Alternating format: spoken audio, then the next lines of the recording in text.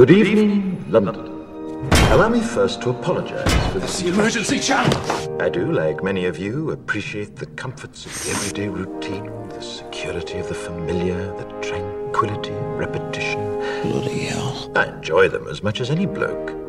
But in the spirit of commemoration, Who's that, Mum? whereby those important events of the past, usually associated with someone's death or the end of some awful bloody struggle, are celebrated with a nice holiday, I thought we could mark this November the 5th, a day that is sadly no longer remembered, by taking some time out of our daily lives to sit down and have a little chat. There are, of course, those who do not want us to speak. Let me think, just let me I think. suspect even now, orders are being shouted into telephones and men with guns will soon be on their way. It's Chancellor Sutler. Damn it! Why? Because while the truncheon may be used in lieu of conversation, words will always retain their power. Words offer the means to meaning, and for those who will listen, the enunciation of truth.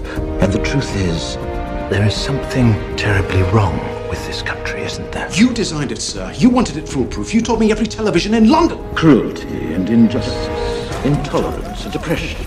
And where once you had the freedom to object, to think and speak as you saw fit, you now have censors and systems of surveillance coercing your conformity and soliciting your submission. We need cameras. How did this happen? Who's to blame?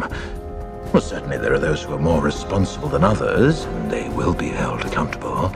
But again, truth be told, if you're looking for the guilty, you need only look into a mirror. I know why you did it. I know you were afraid. Who wouldn't be? War, terror, disease. There were a myriad of problems which conspired to corrupt your reason and rob you of your common sense. Fear got the best of you, and in your panic you turned to the now High Chancellor Adam Sutler. He promised you order, he promised you peace, and all he demanded in return was your silent, obedient consent. Inspector, you're almost through. Last night, I sought to end that silence. Last night, I destroyed the Old Bailey to remind this country of what it has forgotten. More than 400 years ago, a great citizen wished to embed the 5th of November forever in our memory. His hope was to remind the world that fairness, justice, and freedom are more than words. They are perspectives.